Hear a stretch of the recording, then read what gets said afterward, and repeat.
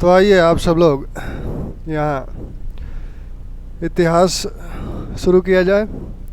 क्या चल रहा था कल? जो बात हो रही थी क्रांतिकारी आंदोलन ही चल रहा था। क्रांतिकारी आंदोलन में बंगाल में जो क्रांतिकारी आंदोलन चल रहे थे उसकी बातें हो रही थी। तो बंगाल के क्रांतिकारी आंदोलन को हम लोगों ने देखा था कि अनुशीलन समिति और बारिंद्र कुमार घोष, भूपेंद्र नाथ दत्त, उलास्कर दत्त जैसे लोग मिलकर किस तरह की गतिविधियों को अंजाम दिए थे। इसमें आपके फुल्लर जो पूर्वी बंगाल के लेफ्टिनेंट गवर्नर थे उनको मारने का प्रयास किया गया, किंग्सफोर्ड को मारने का प्रयास किया गया। तत्पश्चात आपका मानिकताल षड्यंत्र केस चला, अलीपुर षड्यंत्र केस चला और फिर ढाका षड्यंत्र केस चला और अंततः बाघा जतिन मुखर्जी भी उड़ीसा के बालासोर में 1915 में मारे गए। तो इस प्रकार बंगाल का जो यह आंदोलन था एक तरह से बिखर गया। एक आत्मोन्नति समिति का भी गठन किया गया था बिपिन बिहारी के नेतृत्व में, बिपिन बिहारी गांगुली के नेतृत्व में, और उसमें आपके देउस्कर जुड़े हुए थे। देउस्कर महाराष्ट्र के थे, बंगाली भी जानते थे, मराठी भी जानते थे। तो महाराष्ट्र और बंगाल के क्रांतिकारियों को जोड़ने की द्विभाषीय का विकार करते थे और देशेर कथा उन्होंने एक किताब भी लिखी थी जिसमें वो बंगाल के क्रांतिकारी आंदोलन की तारीफ भी करते हैं। तो ये बंगाल संबंधी कुछ बातें थी। अब जो दूसरा आंदोलन का गढ़ है वो आपका पश्चिमी उत्तर प्रदेश, पंजाब, दिल्ली, ये क्षेत्र हैं। पंजाब में अजीत सिंह, लाला हरदयाल, लाला लाजपत राय, सूफी अम्बा प्रसाद, लालचंद फलक जैसे लोग पंजाब में हैं। तो पंजाब में प्रमुख नाम कौन कौन से हैं? लाला लाजपत राय क्रांतिकारियों को और विशेषकर पंजाब के क्रांतिकारी आंदोलन के मस्तिष्क माने जाते हैं, ब्रिटिश सरकार मानती थी। अजीत सिंह, सूफी अम्बा प्रसाद,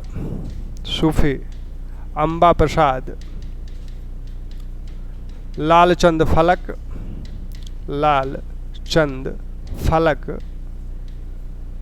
लाला हरदयाल,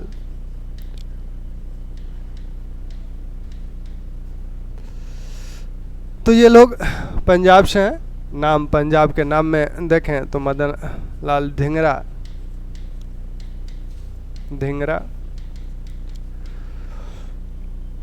सहारनपुर में 1904 में एक संस्था का गठन किया गया था और धामोला नदी के तट पर एक गुप्त संगठन, धामोला नदी तट पर जितेंद्र मोहन चटर्जी, ज्योतिंद्र या जितेंद्र, कहीं कहीं आपको ज्योतिंद्र भी मिलेगा, ज्योतिंद्र मोहन चटर्जी के नेतृत्व में या जितेंद्र मोहन चटर्जी के नेतृत्व में एक गुप्त संगठन बनाया गया था। कहाँ? यहाँ पर 1904 में। बाद में इसे सहारनपुर से रुड़की ले जाया गया क्योंकि रुड़की इंजीनियरिंग कॉलेज वहाँ था ही, तो युवाओं की वहाँ ज़्यादा उपलब्धता थी, तो युवाओं में ये अपना प्रचार कार्य करना चाहते थे। यहीं इनसे आके जुड़े आपके अजीत सिंह, लाला हरदयाल, सूफी अम्बा प्रसाद। यह केंद्र अब धीरे धीरे लाहौर बन गया, तो लाहौर केंद्र बन गया। पंजाब का जो केंद्र है वो लाहौर है। अजीत सिंह लाहौर में यूरोपियनों को भारतीय भाषाएं पढ़ाया करते थे, तो ऐसा माना जाता है कि कुछ रशियन लोगों से भी इनके संपर्क थे। यहाँ 1900 ये सूफी अम्बा प्रसाद और लाल चंद फलक ये लोग पहले से भी क्रांतिकारी गतिविधियों में संलग्न थे। 1897 में भी सूफी अम्बा प्रसाद को सजा हुई थी और ये अच्छे लेखक थे, कविताएं अच्छी लिखते थे, गज़ल लिखते थे, ये भी लिखा करते थे। अजित सिंह ने एक संस्था का गठन किया, मोहिबाने वतन नामक एक संस्था का गठन अजित सिंह द्वारा किया गया। मोहिबाने वतन, इससे ये लोग भी जुड़ गए, लालचंद फलक भी जुड़े, सूफी अम्बा प्रसाद भी जुड़े। इस संगठन के साथ साथ अजित सिंह ने भारत माता सोसाइटी, भारत माता बुक एजेंसी लाहौर में खोली थी। ऐसे ही ये किसका है? ये है अजित सिंह का। और Vande Mataram book society, Vande Mataram book society, Vande Mataram books agency, यह शुरू की थी आपके लालचंद फलक ने, लालचंद फलक ने। ये दोनों बुक एजेंसियों पे जो सूफी अम्बा प्रसाद लिखा करते थे वो पुस्तक रूप में यहाँ से वितरित होता था। ये बुक एजेंसियाँ किताबों की एजेंसियाँ हैं। किताबों के बेचने के बहाने इन कृतियों को भी, जो राष्ट्रवादी कृतियाँ हैं, इनको भी एक तरह से बेचने या बांटने का कार्य यहाँ से किया जा रहा है। सरकार ने 1907-8 में पंजाब के क्रांतिकारियों की धरपकड़ शुरू की। लाला लाजपत राय, अजित सिंह के नाम वारंट निकला, लाला लाजपत राय तो गिरफ्तार हो गए, मांडले भेज दिए गए। अजित सिंह कुछ दिन फरार रहे, अंततः गिरफ्तार हुए, कुछ दिन सजा हुई। अंत में अजित सिंह और सूफी अम्बा प्रसाद दोनों लोग फारस चले गए। अंत में जब सरकार का दबाव बढ़ा तब अजित सिंह और सूफी अम्बा प्रसाद ये दोनों लोग फारस चले गए। अम्बा प्रसाद फारस चले गए। फारस यानी ईरान चले गए, ईरान चले गए। अजित सिंह 3 भाई हैं, अजित सिंह, सोवरन सिंह और किशन सिंह। अजित सिंह 3 भाई हैं, अजित सिंह, सोवरन सिंह और किशन सिंह। तीनों लोग इसी गतिविधि में संलिप्त हैं, राष्ट्रवादी गतिविधि में संलिप्त हैं। अजित सिंह तो, सूफी अम्बा प्रसाद अजित सिंह तो चले गए फारस, बचे सोवरन सिंह, किशन सिंह। तो इन लोगों पर, सोवरन सिंह पर मुकदमा चला इन पुस्तकों को लेकर, लेकिन सोवरन सिंह बीमार थे और कुछ दिनों के बाद इनका निधन हो गया। लाहौर के, अब यहाँ तो अजित सिंह की ये कहानी हुई और सूफी अम्बा प्रसाद के। लाला हरदयाल और ज्योतिन्द्र मोहन चटर्जी, ये 2 लोग हैं। लाला हरदयाल भी यूरोप चले गए। लाला हरदयाल लाहौर विश्वविद्यालय से अंग्रेजी से MA की परीक्षा पास किए फर्स्ट क्लास से। इन्हें जो है स्कॉलरशिप मिली, ब्रिटेन चले गए स्कॉलरशिप को लेके पढ़ने, लेकिन 2.5 वर्ष तक ही पढ़े, बीच में पढ़ाई छोड़ के चले आए क्योंकि राष्ट्रवादी गतिविधियों में ज़्यादा रुचि थी, ज़्यादा मन लगता था, तो पढ़ाई छोड़कर बीच में चले आए और फिर यूरोप चले गए। 1908 में फिर यूरोप चले गए। जब जाते समय इन्होंने क्या किया, जाते समय ये मास्टर अमीर चंद को दिल्ली का कार्यभार सौंप कर गए। तो आप लाला हरदयाल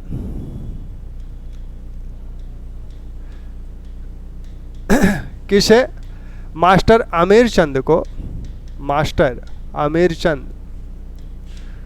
को दिल्ली का कार्यभार सौंप कर गए, दिल्ली का कार्यभार सौंप कर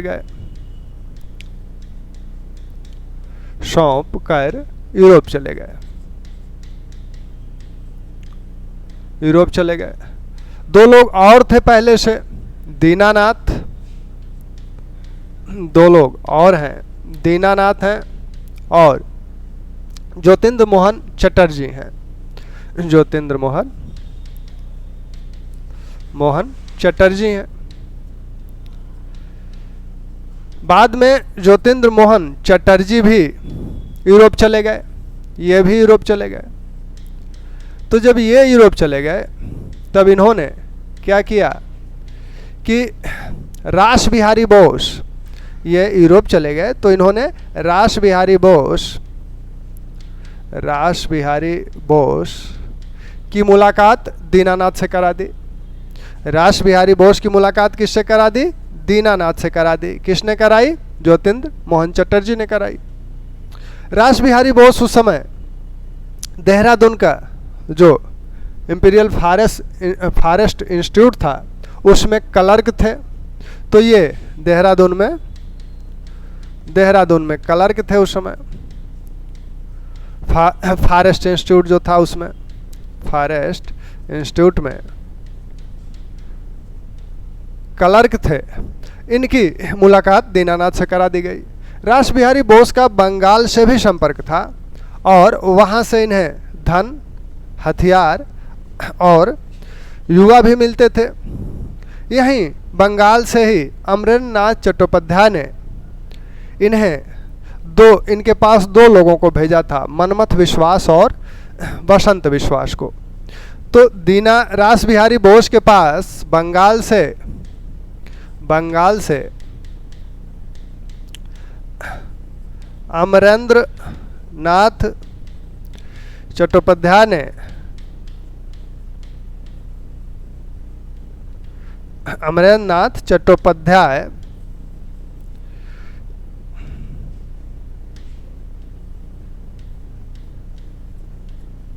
ने किसे भेजा? मनमथ विश्वास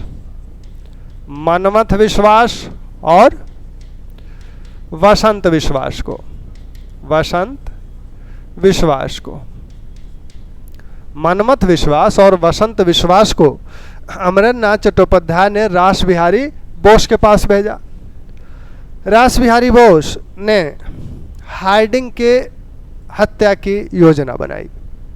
रास बिहारी बोस उस समय गवर्नर जनरल हार्डिंग थे और 1911 में राजधानी को कलकत्ता से स्थानांतरित कर दिल्ली लाने की घोषणा कर दी गई थी।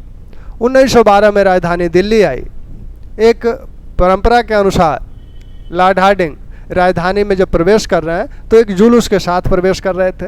उसमें हाथी पर वो सवार थे और हाथी पर उनकी पत्नी भी थी उसी हाथी पर, और पीछे दो सेवक भी उनके बैठे हुए थे।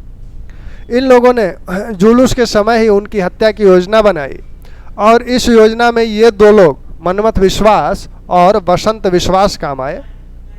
इन लोगों ने क्या किया कि जुलूस देख रही थी जनता, सड़क के किनारे जो छत थे, घर थे, उनके छतों से लोग देख रहे थे, महिलाएं छतों से देख रही थी। तो ये दोनों लोग महिलाओं का वेश बनाकर महिलाओं के बीच जाकर बैठ गए और जब जुलूस सामने आया तो उस पर बम फेंका गया, जिसमें लॉर्ड हार्डिंग का एक नौकर मारा गया, एक सेवक मारा गया और लॉर्ड हार्डिंग भी घायल हुए। लॉर्ड हार्डिंग घायल होकर अचेत हो गए। हालांकि वो उनकी मृत्यु नहीं हुई, लेकिन इन लोगों ने बम फेंका। तो यह अब बम फेंकने का मतलब क्या हुआ? दिल्ली षड्यंत्र केस चला। 23 दिसंबर 1912 को यह बम फेंका गया लॉर्ड हार्डिंग पर। किस पर फेंका गया? गवर्नर जनरल लॉर्ड हार्डिंग पर। फेंका किसने? फेंकने वाले आपके मनमथ विश्वास और बसंत विश्वास हैं। योजना किसने बनाई? नेतृत्व कौन कर रहा है? रास बिहारी बोस कर रहे हैं। अंततः अब बम तो फेंक दिया गया, ये लोग भाग गए। दिल्ली षड्यंत्र केस के तहत मुकदमा शुरू हुआ और इस मुकदमे में आपके 4 लोगों को फांसी दी गई। मास्टर अमीर चंद, अवध बिहारी, बाल मुकुंद और बसंत विश्वास, 4 लोगों की फांसी दी गई इस दिल्ली षड्यंत्र केस के तहत। दिल्ली षड्यंत्र केस के तहत 4 लोगों को फांसी दी गई। फांसी हुई कब हुई? 1915 में हुई। किसकी किसकी हुई? मास्टर अमीर चंद हैं, अवध बिहारी हैं,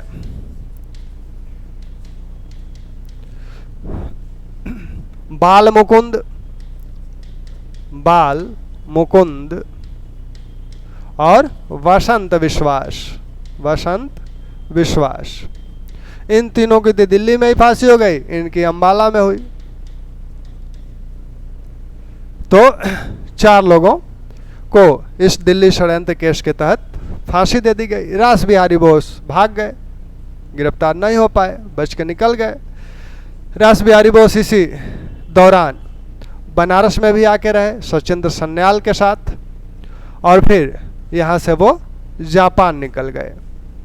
तो अंततः रास बिहारी बोस गिरफ्तार नहीं हुए और बचते बचाते जापान निकल गए। और फिर 1900 द्वितीय विश्व युद्ध शुरू होगा, तब रास बिहारी बोस की भूमिका वहाँ देखने को मिलेगी 1942 से।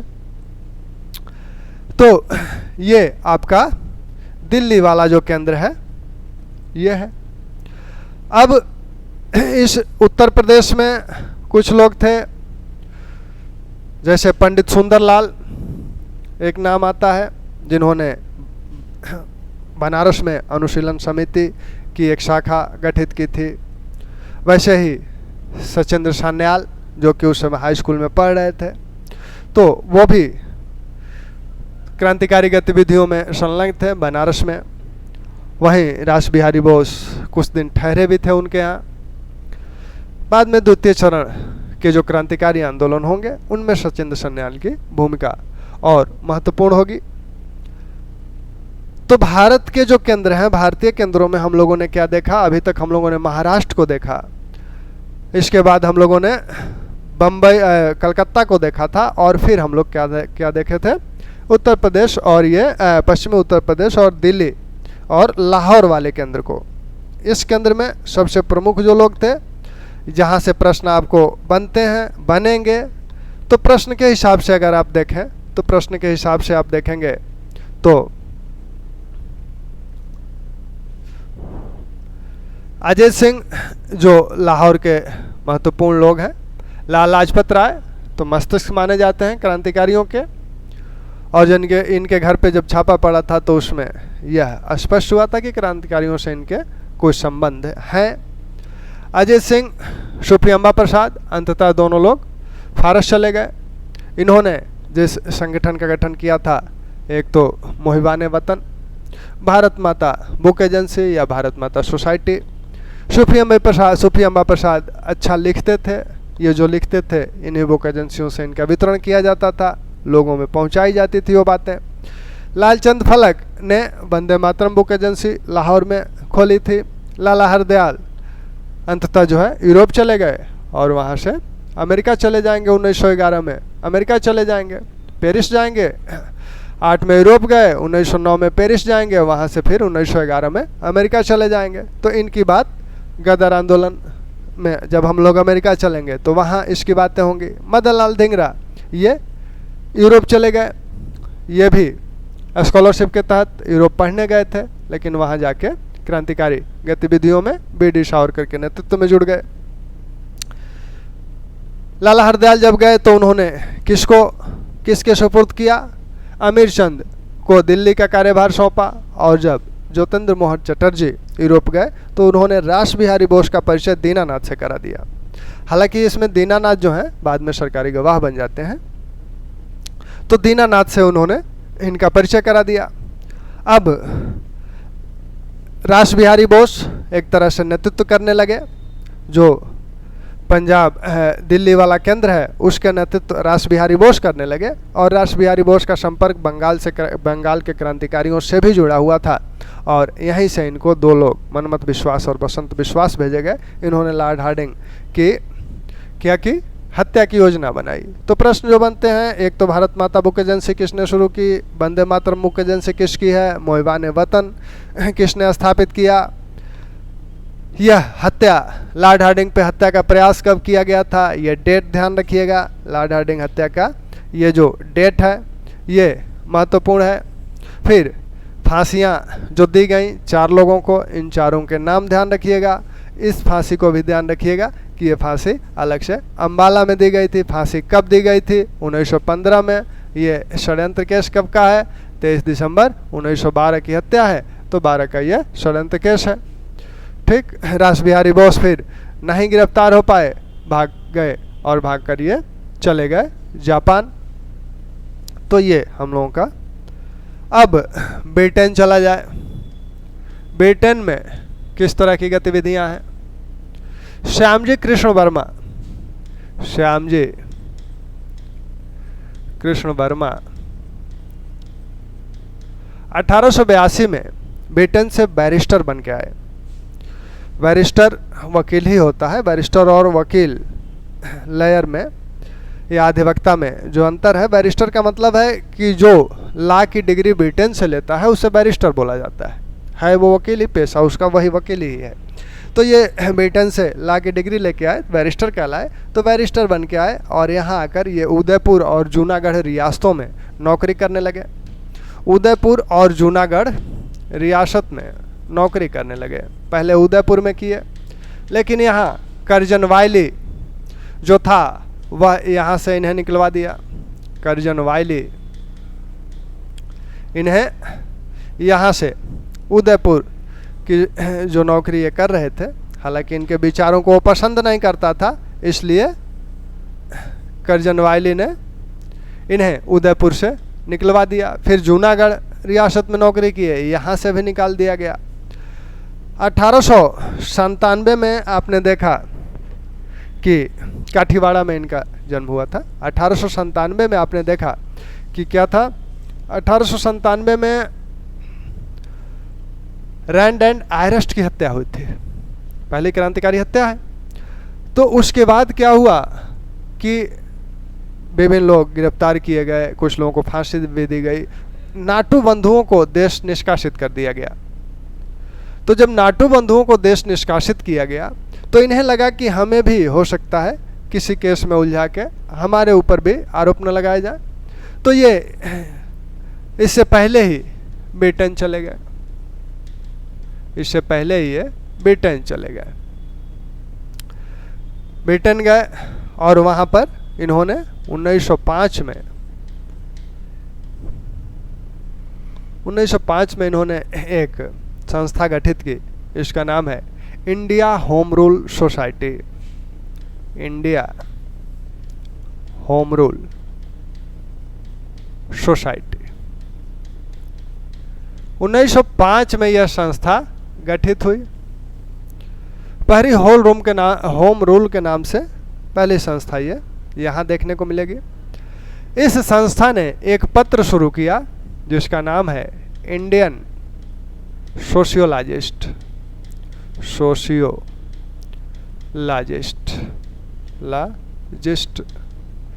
इसने एक पत्र शुरू किया, इंडियन सोशियोलॉजिस्ट। ये पत्र या पत्रिका है। ठीक, यह नाम बार बार पूछा जाता है। आपने एक पत्रिका और देखी थी, ब्रिटेन में शुरू की गई थी और भारतीय संदर्भ में शुरू की गई थी। जब कांग्रेस की जब ब्रिटिश कमेटी बनी थी तो उसने इंडिया नामक एक पत्र शुरू किया था। तो थोड़ा सा ध्यान रखिएगा, वो पत्र इंडिया था, ये पत्र इंडियन सोशियोलॉजिस्ट है और संस्था क्या है, इंडिया होम रूल सोसाइटी है।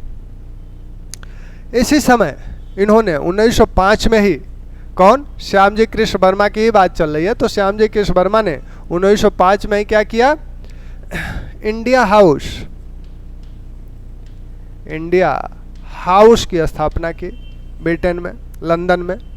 इस हाउस की स्थापना का उद्देश्य क्या था? इस हाउस की स्थापना का उद्देश्य यह था कि जो लोग ब्रिटेन आ रहे हैं, जो विद्यार्थी ब्रिटेन पढ़ने आते हैं, भारतीय विद्यार्थी, उन्हें यहाँ सस्ते में रहने और खाने की व्यवस्था करा दी जाए। तो मुख्य उद्देश्य यही था कि जो भारतीय विद्यार्थी स्कॉलरशिप आदि पे ब्रिटेन, लंदन पढ़ने आते हैं, उन्हें सस्ते में एक रहने ठहरने की व्यवस्था यहाँ कराई जाती थी। इनका संपर्क ब्रिटेन के एक समाजवादी नेता, ब्रिटेन के एक समाजवादी नेता हिडमैन से हुआ था। हिडमैन ने ही इसका उद्घाटन किया था, इंडिया हाउस का। इसके बाद इन्होंने 1905 में ही, 1905 में मई में 1857 विद्रोह, 1857 विद्रोह का क्या किया? 1857 विद्रोह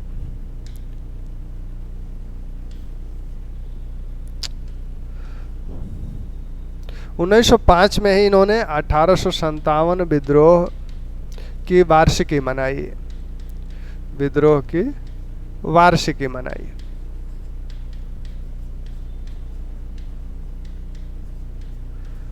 (1857) विद्रोह की वार्षिकी मनाई। साथ में इन्होंने अच्छा, इस विद्रोह की जो वार्षिकी मनाई गई थी, तो इसकी अध्यक्षता किसने की थी? इसकी अध्यक्षता जे.एम.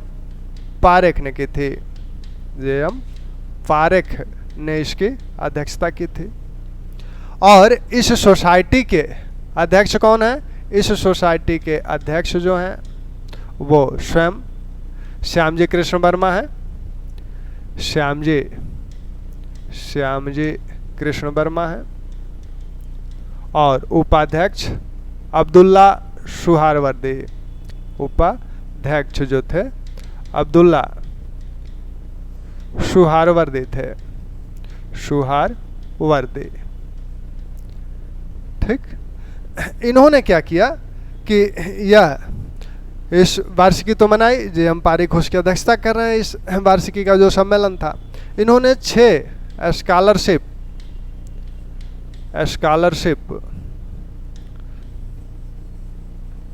इन्होंने 6 स्कॉलरशिप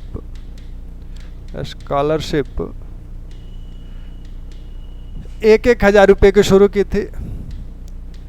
1,000 रुपये की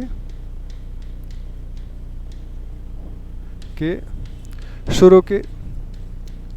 यह स्कॉलरशिप दी किस लिए जाती थी? यह स्कॉलरशिप इसलिए दी जाती थी कि जो भारतीय बाहर जाकर भाषण आदि देते हैं और राष्ट्रीय आंदोलन का या राष्ट्रीयता की भावना, जो बाहर भारतीय लोग हैं उनमें जो राष्ट्रीयता की भावना फैलाते हैं या उन्हें प्रेरित करते हैं, इसके लिए उन लोगों के लिए दी गई थी जो भारत के बाहर जाकर इस तरह के कार्य करते हैं। तो 6 स्कॉलरशिप 1,000 रुपये की स्कॉलरशिप इनके द्वारा शुरू की गई थी। श्यामजी कृष्ण वर्मा की इन गतिविधियों को लेकर 1907 में ब्रिटेन की संसद का जो एक सदन हाउस ऑफ कॉमन्स है, उसमें एक प्रश्न सरकार से पूछा गया कि श्यामजी कृष्ण वर्मा की इन गतिविधियों के लिए उन पर क्यों नहीं कार्रवाई की जा रही है। तो यह जब प्रश्न पूछा गया, तब श्यामजी कृष्ण वर्मा 1907 में ब्रिटेन को छोड़ दिए और पेरिस चले गए। वहाँ पेरिस गए। पेरिस मैडम कामा पहले से थी, राणा थे, सरदार जी राणा थे, तो वहाँ पेरिस में अपना कार्य करने लगे। जब प्रथम विश्व युद्ध शुरू हुआ तब ये स्विट्ज़रलैंड चले गए, क्योंकि प्रथम विश्व युद्ध में ब्रिटेन और फ्रांस एक साथ हैं, तो वहाँ से रह के ब्रिटेन विरोधी गतिविधि नहीं संचालित की जा सकती। तो ये वहाँ से स्विट्ज़रलैंड चले गए और 1930 में ही स्विट्ज़रलैंड में इनका निधन हो गया। तो श्यामजी कृष्ण वर्मा के विषय में जो बातें हैं वो आपने ये देखी। ठीक, तो जो भी प्रश्न आपसे पूछे जाएंगे लंदन या ब्रिटेन के संदर्भ में, यहाँ से श्यामजी कृष्ण वर्मा पहले कहाँ थे? उदयपुर जूनागढ़ में इन्होंने नौकरी की। वायली द्वारा इन्हें यहाँ से हटाने में वायली की महत्वपूर्ण भूमिका थी, तो यहाँ से हटा दिए गए। फिर यहाँ जाकर ब्रिटेन में लंदन में इंडिया होम रूल सोसाइटी की स्थापना की इन्होंने। और तत्पश्चात ये आपके इंडियन सोशियोलॉजिस्ट नामक पत्रिका भी इन्होंने शुरू की। तो इंडियन सोशियोलॉजिस्ट पत्रिका कब शुरू की गई, किसने शुरू की, कहाँ से शुरू की गई थी, ये तीनों प्रश्न आपसे पूछे जाते हैं, तो इसका ध्यान रखिएगा। इंडिया हाउस कहाँ गठित किया गया था, किसने गठित किया था, उद्देश्य क्या थे, तो यहाँ से प्रश्न होते हैं। फिर इंडिया हाउस के उद्घाटन हिंडमैन ने किया, ब्रिटेन के समाजवादी नेता हैं। इसके बाद वार्षिकी मनाने के बाद वार्षिकी की अध्यक्षता किसने की, जी.एम. पारेख साहब ने की। इन्होंने 6 स्कॉलरशिप शुरू की थी, 1,000 की स्कॉलरशिप का उद्देश्य क्या था, तो ये इतना सवाल होता है। श्यामजी कृष्ण वर्मा जब ब्रिटेन छोड़ दिए तो यहाँ जो विद्यार्थी जाते थे इंडिया हाउस में रहने के लिए, तो उनमें कई लोग थे। बी.डी. सावरकर भी पहुँच गए थे लंदन, लाला हरदयाल हैं, तिरुमल आचार्य हैं, तो B.B.S. सुब्रमण्यम अय्यर हैं। तो अनेक एक तरह से भारतीयों का जमावड़ा यहाँ होने लगा। जब ये ब्रिटेन छोड़ दिए तब नेतृत्व B.D. सावरकर ने संभाला, और B.D. सावरकर ने इन्हीं के जैसे 1908 में 1857 विद्रोह की वार्षिकी भी मनाई, और उस वार्षिकी में शामिल होने के लिए लोगों को जो निमंत्रण पत्र भेजे गए थे वो लाल स्याही से लिखकर भेजे गए थे, वो खून का रंग था।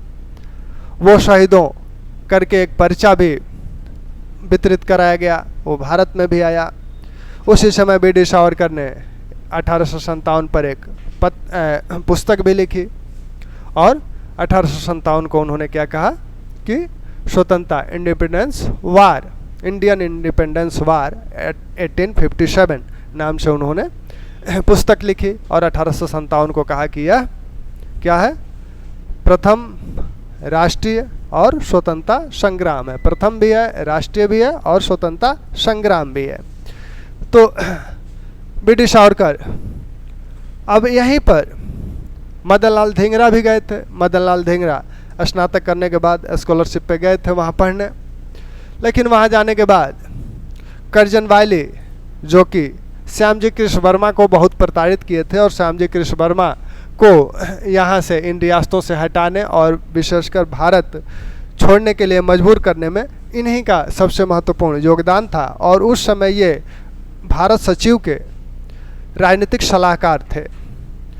तो मदन लाल धिंगरा ने इनके मारने का प्लान किया, और इम्पीरियल हाउस में जब एक मीटिंग हो रही थी तो उसी समय इन्होंने मदन लाल धिंगरा ने 1 जुलाई 1909 को कर्जन वायली को गोली मार दी। तो लंदन में यह घटना हुई थी, बहुत बड़ी घटना थी। लंदन की सरकार, जो ब्रिटिश सरकार थी, वो भी इसको बहुत गंभीरता से ली। महारानी ने भी बहुत गंभीरता से लिया। उन्होंने गवर्नर जनरल को आगाह किया कि इस तरह के लोग ब्रिटेन या लंदन न आने पाएँ, यह सुनिश्चित किया जाए। मदन लाल धिंगरा को तो खैर फांसी दे दी गई। मदन लाल धिंगरा ने जो बातें कहीं उसमें आतंकवादियों का जो उद्देश्य है, क्रांतिकारियों का जो उद्देश्य है वह स्पष्ट हो जाता है। मदन लाल धिंगरा ने कहा कि हम भारत माता के सुपूत हैं, हमारे पास देने को कुछ नहीं था, हमारे पास भारत माँ की सेवा में अर्पित करने के लिए हमारे खून ही थे, हमारी जान ही थी, वो हमने देकर भारत माँ की सेवा करने का प्रयत्न किया। भारत माँ को आज़ादी तो मैं जानता हूँ इससे नहीं मिलेगी, लेकिन कम से कम युवाओं के जो मन में एक डर है मरने का, तो मरने का डर समाप्त हो जाएगा। तो इसलिए इन्होंने कर्जन वायली की हत्या की। तो ब्रिटेन में 1 जुलाई 1909 को क्या हुआ, 1 जुलाई 1909 को कर्जन वायली की हत्या की गई। कर्जन वायली की हत्या हो गई। किसने की ये हत्या की? मदन लाल धिंगरा ने। मदन लाल धिंगरा ने यह हत्या की।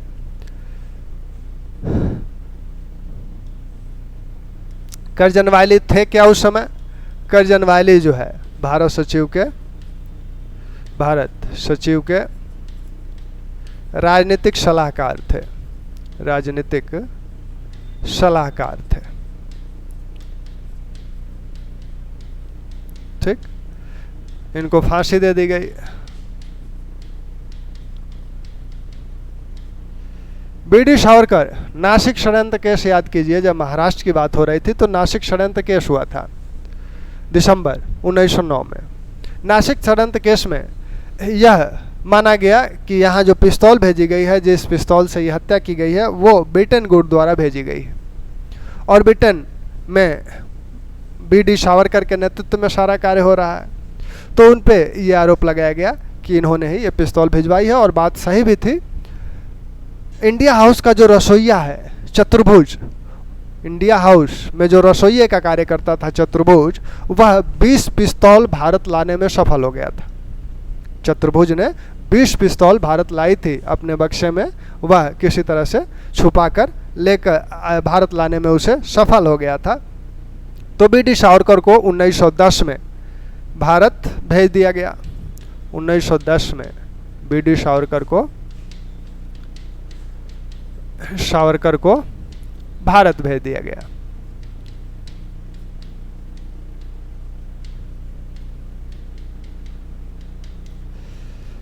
भारत इन्हें भेजा गया मोकाश नामक जहाज से,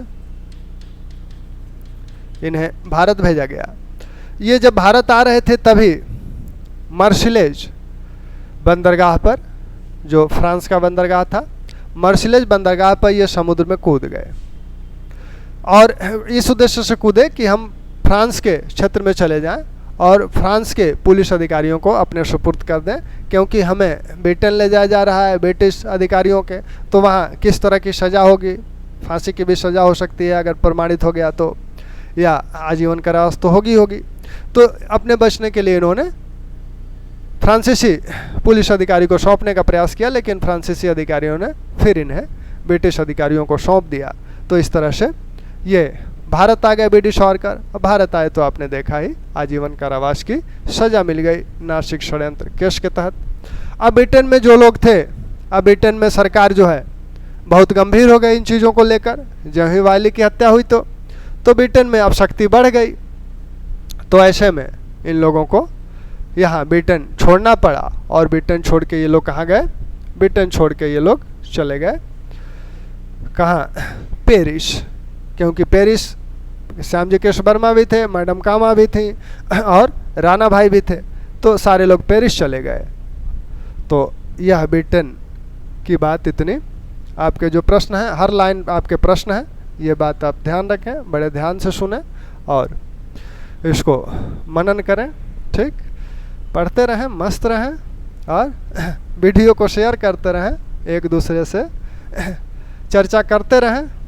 ठीक, विद्या बांटने से बढ़ती है, इस बात का भी ध्यान रखें। धन्यवाद।